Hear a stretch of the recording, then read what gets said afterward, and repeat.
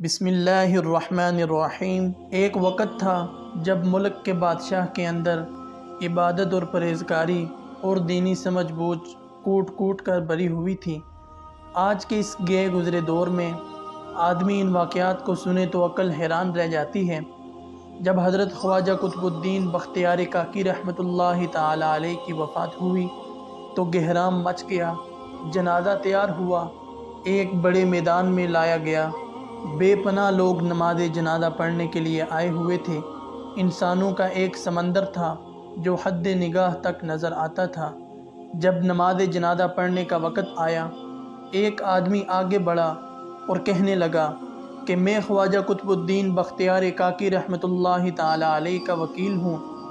حضرت نے ایک وصیت کی تھی، میں اس مجمع تک وہ وصیت پہنچانا چاہتا ہوں۔ مجمع پر سناٹا چھا گیا۔ وکیل نے پکار کر کہا، حضرت خواجہ قطب الدین بختیار کاکی رحمۃ اللہ علیہ نے یہ وصیت کی کہ میرا جنازہ وہ شخص پڑھائے جس کے اندر 4 خوبیاں ہوں۔ زندگی میں اس کی تکبیر اولیٰ کبھی قضا نہ ہوئی ہو، اس کی تہجد کی نماز کبھی قضا نہ ہوئی ہو، اس نے غیر محرم پر کبھی بھی بری نظر نہ ڈالی ہو، اتنا عبادت گزار ہو کہ اس نے عصر کی سنتیں بھی کبھی نہ چھوڑی ہوں۔ جس شخص میں یہ 4 خوبیاں ہوں وہ میرا جنازہ پڑھائے۔ جب یہ بات سنائی گئی تو مجمع پر ایسا سناٹا چھایا کہ جیسے مجمع کو سانپ سونگھ گیا ہو۔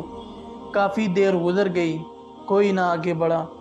آخرکار ایک شخص روتے ہوئے حضرت خواجہ قطب الدین بختیار کاکی رحمۃ اللہ تعالی علیہ کے جنازے کے قریب آیا، جنازے سے چادر اٹھائی اور کہا، حضرت آپ خود تو فوت ہو گئے مگر میرا راز فاش کر دیا۔ اس کے بعد بڑے مجمع کے سامنے قسم اٹھائی کہ میرے اندر یہ 4 خوبیاں موجود ہیں۔ یہ وہ شخص تھا جو وقت کا بادشاہ شمس الدین التمش تھے۔